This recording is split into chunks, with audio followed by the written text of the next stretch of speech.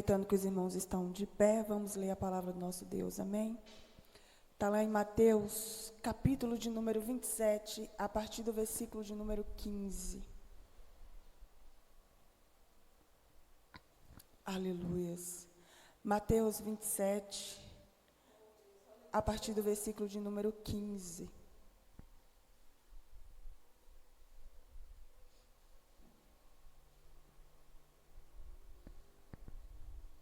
Amém? Então vamos ler a palavra do Senhor que diz assim: Ora, por ocasião da festa, costumava o governador soltar um preso, escolhendo o povo aquele que quisesse. E tinha então um preso bem conhecido chamado Barrabás. Portanto, estando eles reunidos, disse-lhes Pilatos: Qual quereis que vos solte, Barrabás ou Jesus, chamado Cristo? Porque sabia que por inveja o haviam entregado. E estando ele assentado no tribunal, sua mulher mandou-lhe dizer: Não entres na questão desse justo, porque num sonho muito sofri por causa dele. Mas os príncipes, os sacerdotes e os anciãos persuadiram a multidão que pedisse Barrabás e matasse Jesus. E respondendo o governador, disse-lhe: Qual desses dois quereis vós que eu solte? E eles disseram: Barrabás. Disse-lhe Pilatos: Que farei então de Jesus chamado Cristo? Disseram-lhe todos: Seja crucificado. O governador, porém, disse: Mas que mal ele fez? E eles mais clamavam, dizendo: Seja crucificado. Então Pilatos, vendo que nada aproveitava, antes o tumulto crescia, tomando água, lavou as mãos diante da multidão, dizendo: Estou inocente do sangue deste justo, considerai isso. E respondeu todo o povo e disse: O seu sangue caia sobre nós e sobre nossos filhos. Então soltou-lhe Barrabás, e tendo mandado açoitar Jesus, o entregou para ser crucificado. Amém? Podem sentar. Deus santo e poderoso, a tua serva já orou, Pai. Mas eu não poderia, Senhor, deixar de te pedir a tua graça, a tua misericórdia, o teu favor sobre a minha vida e sobre a tua igreja que aqui se encontra. Ó Deus, que nada venha sair de mim mesma, mas que o teu Espírito Santo, que é poderoso, venha trabalhar em nossos corações, em todo o nosso ser, e fazer, ó Deus, o que lhe apraz. Senhor, que o Senhor venha agir de uma forma poderosa e genuína em cada vida que se encontra aqui nessa noite.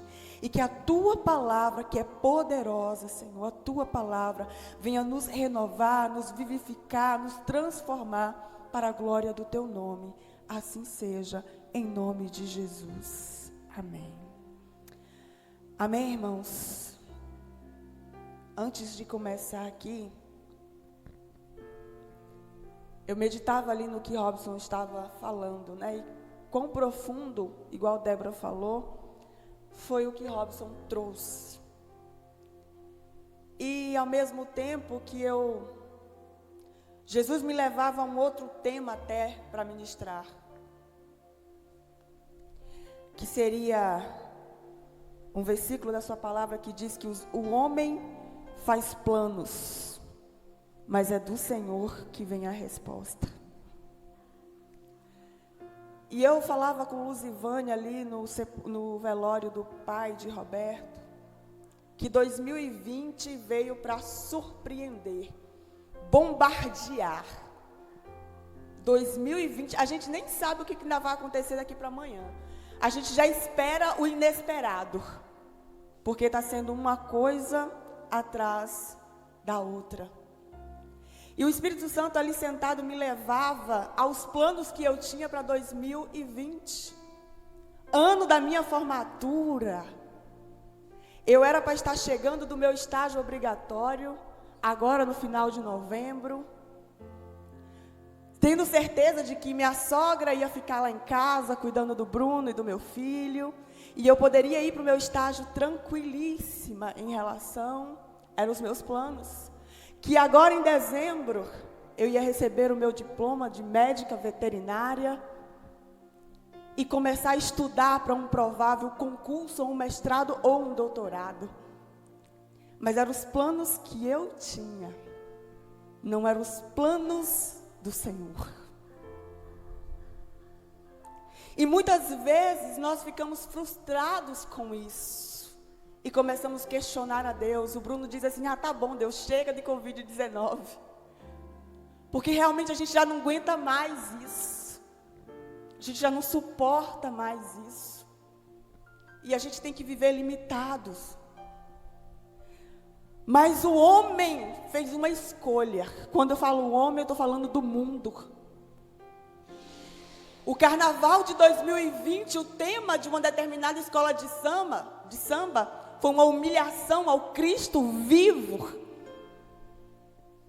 aonde exaltou o diabo, aonde honrou o diabo, e blasfemaram-se de Deus, ironizaram o Senhor. O sacrifício de Cristo na cruz por nós virou brincadeira, virou palhaçada.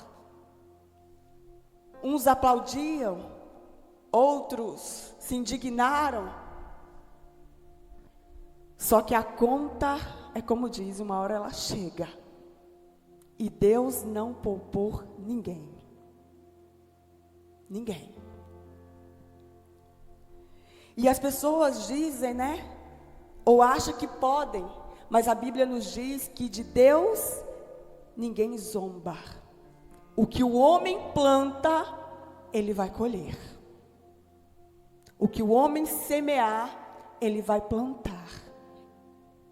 E nós estamos colhendo aquilo que nós temos plantado. E eu estava meditando sobre a vida de Cristo, do Senhor. A gente já pode ver aqui a situação do mundo, quando nós temos um criminoso chamado Barrabás,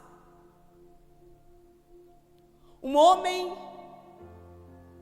que estava preso porque tinha cometido crimes, estava preso justamente,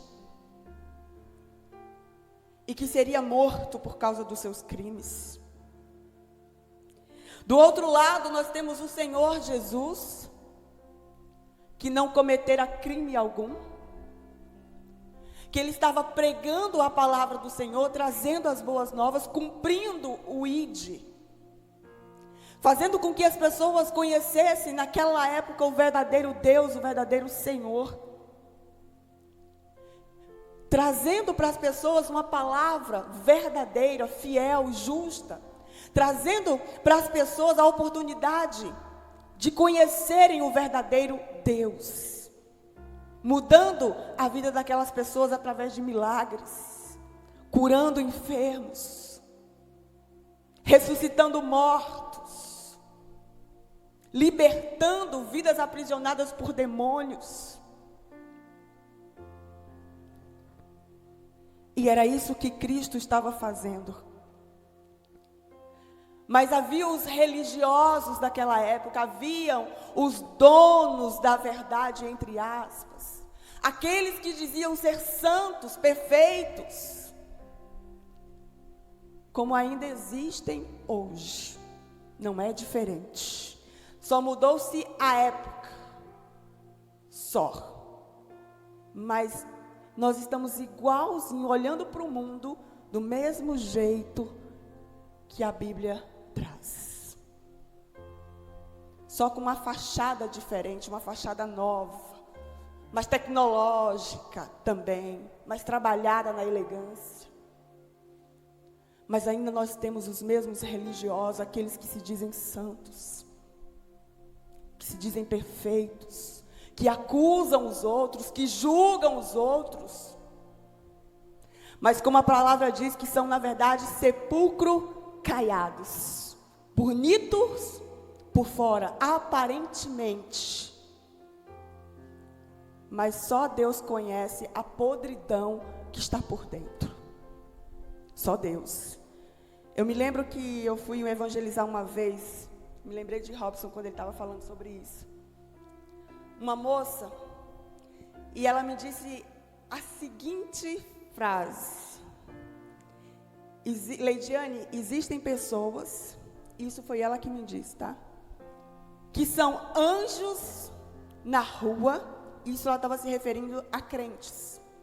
Anjos na rua, santos dentro da igreja e demônios dentro de casa. São anjos na rua, santos dentro da igreja, mas dentro de casa, minha filha, o bicho pega. E agora? O que a gente diz para essas pessoas? O que a gente fala? É como a Bíblia diz, bonito por fora e podre por dentro.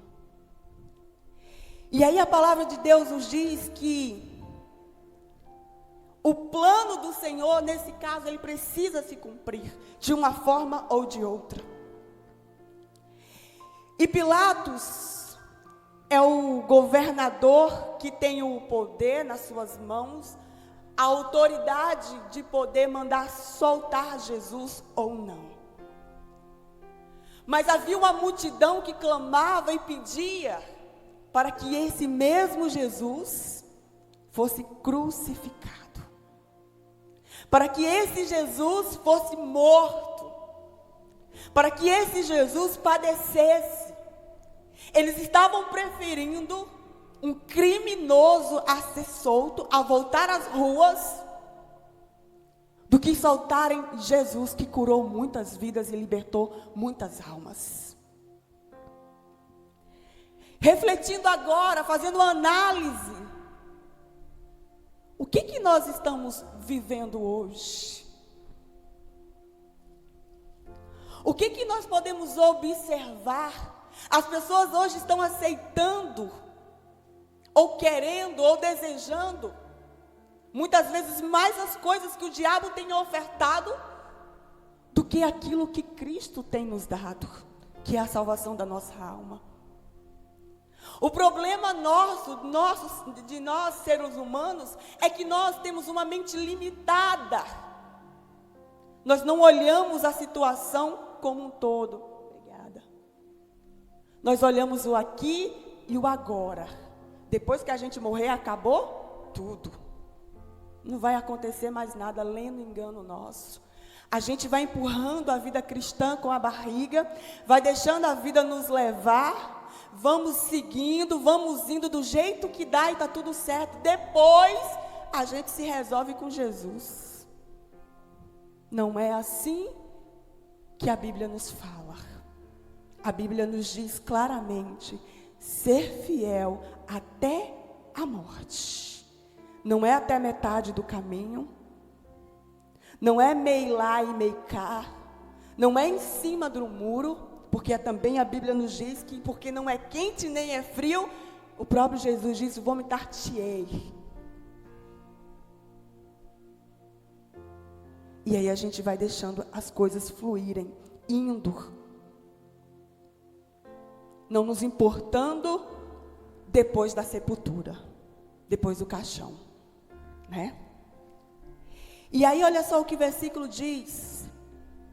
Portanto eles, versículo 17, portanto, estando eles reunidos, disse-lhe Pilatos, qual quereis que vos solte, Barrabás ou Jesus chamado Cristo? Porque sabia que por inveja o havia entregado. Estando ele assentado no tribunal, sua mulher mandou-lhe dizer, não entre na questão desse justo, porque num sonho muito sofri por causa dele. Olha só. Deus já havia revelado à mulher de Pilatos que Jesus era justo, que Jesus era o Senhor.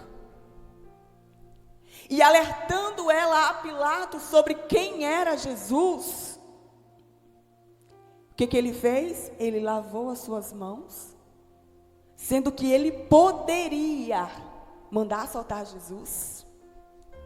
Ele tirou a dele da reta no popular e deixou para o povo assumir a responsabilidade. E aí ele diz no versículo de número 24: então Pilatos, vendo que nada aproveitara, antes o tumulto crescia, tomando água, lavou as mãos diante da multidão, dizendo: estou inocente do sangue deste justo, considerai isto. E respondeu todo o povo e disse: o sangue caia sobre nós e sobre nossos filhos. Então soltou-lhe Barrabás, e tendo mandado açoitar a Jesus, entregou para ser crucificado. Ele simplesmente lavou as suas mãos e entregou Jesus para ser crucificado. Entregou Jesus ao povo, à vontade do povo. Aquilo que o povo queria fazer com Jesus. E a Bíblia nos diz no versículo de número 27, e logo os soldados do governador, conduzindo Jesus à audiência, reuniram junto dele toda a corte, e despindo-o, cobriram com uma capa escarlate, e tecendo uma coroa de espinhos, puseram na cabeça, e em sua mão direita uma cana, e ajoelhando diante dele, o escarneciam, dizendo: salve, Rei dos judeus. É o que nós vivemos nessa geração e o que nós devemos permanecer firme. Ser crente hoje é ser chamado de quadrado. Não existe mais crente. É o que a geração nos fala. Só que nós devemos temer o que as pessoas dizem, nós devemos pregar o que o Senhor nos ensinou e o que o Senhor nos mandou a fazer.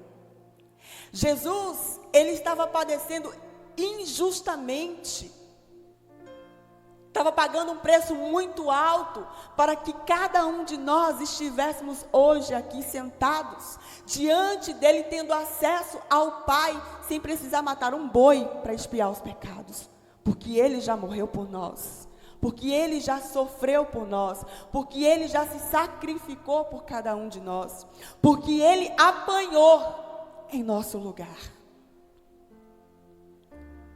Ajoelhando diante dele, o escarneciam, dizendo: salve o Rei dos judeus. E agora, Jesus poderia demonstrar naquele momento, naquele exato momento, que ele era Senhor, se ele o quisesse fazer. Mas é importante, irmãos, salientar que Jesus não estava aqui fazendo a vontade dele.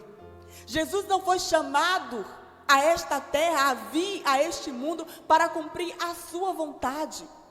Ele estava vindo para cumprir a vontade do Pai. E a vontade do Pai era justamente que ele sofresse, padecesse, por amor a cada um de nós. Por amor a cada um de nós. E o versículo 30 diz: e cuspindo nele, tiraram-lhe a cana e batiam-lhe na cabeça.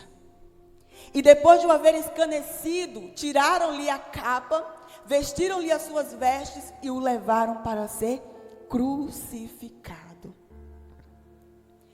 Eu estava observando esses grandes líderes, Maomé, enfim, os que tem por aí, que dizem ser, né?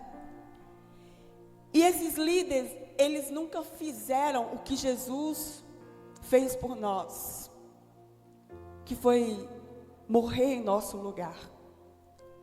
Mas as pessoas que seguem esses líderes, eles são tão fiéis, mas tão fiéis, ou tão loucos, que eles colocam uma bomba em seu corpo em nome desses líderes e se explodem, como se estivesse fazendo uma grande coisa. E nós temos um Deus cheio de amor, um Deus cheio de misericórdia, um Deus cheio de compaixão, mas que não deixa de ser um Deus justo. E por que nós não conseguimos ser um mínimo fiel a Ele? Só esse pouquinho aqui. Não precisa nem ser grande. O mínimo. Por que nós não conseguimos? Por que nós não conseguimos meditar na sua palavra diariamente? Estou falando nós, eu, você, a igreja, as pessoas. Por que nós não conseguimos ler esta palavra, conhecer o Deus que nós servimos? Porque nós só podemos dizer que conhecemos se nós lemos a palavra. Porque esta é a palavra que revela quem é o Senhor. E se nós não meditamos nela, nós não podemos dizer que o conhecemos. Porque nós temos muita dificuldade de ler esta palavra, de orar. Porque orar quer dizer que estamos em comunhão com Ele, intimidade com Ele. Talvez nós, é o que eu penso na minha cabeça, às vezes a gente abusamos da misericórdia de Deus. Isso é fato. Sabe aquela pessoa boa, que tudo que você pede, te dá? Tem gente que é boa demais, tem gente que é besta. Desculpa, mas é o que eu penso. Não, Cristina, é sério, mas tem gente que é besta. Pensa que eu não tolero, meu Deus, isso não dá. Gente besta não dá. Tem gente que é boa demais, mas tem gente que é besta, que tudo faz. E não é assim. E aí o que acontece? Toda vez que você pede, fulano dá. Toda vez que você pede, você vai pedir direto, vai fazer direto. Porque a pessoa não diz assim, ó, basta, chega. Porque no dia que ela disser, você não pede mais, você não faz mais. E não é? Pode ser que esse dia chegue antes da gente se encontrar com Cristo. Pode ser, isso é bom. Mas se esse dia não acontecer, e se nós viermos morrermos, aí o negócio fica feio. Porque você vai dizer, nadei, e morrer na praia. E não é isso que nós queremos. Não é isso que nós desejamos. Né? E quando Paulo disse que a vida não é preciosa e que para ele o morrer é ganho, é porque ele tinha certeza, convicção da sua salvação. Convicção. Eu ainda posso dizer isso? Eu posso dizer isso? Porque para mim o viver é Cristo e o morrer é ganho. Isso é convicção de que está plenamente salvo. E nós podemos dizer? É uma reflexão para a igreja. Cada um sabe de si. E Deus conhece todos nós. Amém? E depois de o escarnecido, tiraram-lhe a capa, vestiram-lhe as suas vestes e o levaram para ser crucificado. Jesus, ele padeceu, ele sofreu, ele foi humilhado, ele foi escarnecido, ele se entregou, ele se doou para que Deus cumprisse o seu propósito nas nossas vidas. E aí lá no versículo de número 46, ele diz: e perto da hora nona, exclamou Jesus em alta voz, dizendo: Eli, Eli, lema sabachthani, isto é, Deus meu, por que me desamparaste? Por que me desamparaste? Quantas vezes nós fazemos essa pergunta para o Senhor, diante das circunstâncias que nós estamos vivendo? O fato é que quando Jesus disse isso, é porque realmente houve uma separação entre Deus e Jesus, porque ali estava ocorrendo o sacrifício pelo pecado, e o Senhor, Ele não tem pacto com o pecado. O Senhor, é como dizem, Ele ama nós que somos pecadores, mas Ele não concorda, Ele não aceita a prática do pecado. E havia realmente uma separação, porque era o momento exato de que o Senhor precisava dar as costas para o pecado, porque Jesus estava morrendo pelos nossos pecados. Mas muitas vezes nós nos sentimos assim, desamparados, tristes, abatidos. Hoje mesmo eu entrei na igreja com o coração triste, Aliás, esses 2 dias eu tenho sentido uma tristeza tão grande no coração que eu não sei a razão. Não sei o motivo. E às vezes a gente olha para todas as circunstâncias e diz: Senhor, tem misericórdia, porque nós vamos perecer. A gente olha, irmãos, a nossa vida cristã, parece que nós estamos arrastando. Não é andando, nós estamos arrastando literalmente. E se o Senhor não tiver misericórdia de nós, da sua igreja, nós não sabemos o que irá acontecer nos próximos dias. E nós precisamos nos fortalecer no Senhor, porque dele é que vem a nossa força e a nossa alegria. É dele que vem. E aí Jesus, ele se sente desamparado. Isso mostra que ele estava ali como homem, não como Deus, não como filho de Deus, mas como sacrifício por nós, que ele sentiu as mesmas limitações que nós sentimos, as mesmas fraquezas que nós temos, mas com uma diferença: ele não negou o seu propósito. Ele aceitou, ele foi até o final. Ele viveu aquele momento para que nós pudéssemos glorificar e exaltar o nome do Senhor por tudo o que ele fez por nós. E isso revela em nós gratidão. Foi aquilo que Débora falou aqui domingo passado. Precisamos ser gratos ao Senhor. Reconhecer o sacrifício dele por nós naquela cruz do Calvário. Reconhecer a sua dor. Reconhecer o que ele fez por cada um de nós. E que se nós estamos de pé, é porque ele tem permitido nós estarmos. É porque a sua graça nos basta. É porque a sua misericórdia tem nos envolvido a cada dia. Para terminar, diz assim o versículo 47, estou terminando. E alguns dos que ali estavam, ouvindo isso, diziam: este chama por Elias. E logo um deles, correndo, tomou uma esponja e embebedeu-a no vinagre, e pondo numa cana, dava-lhe de beber.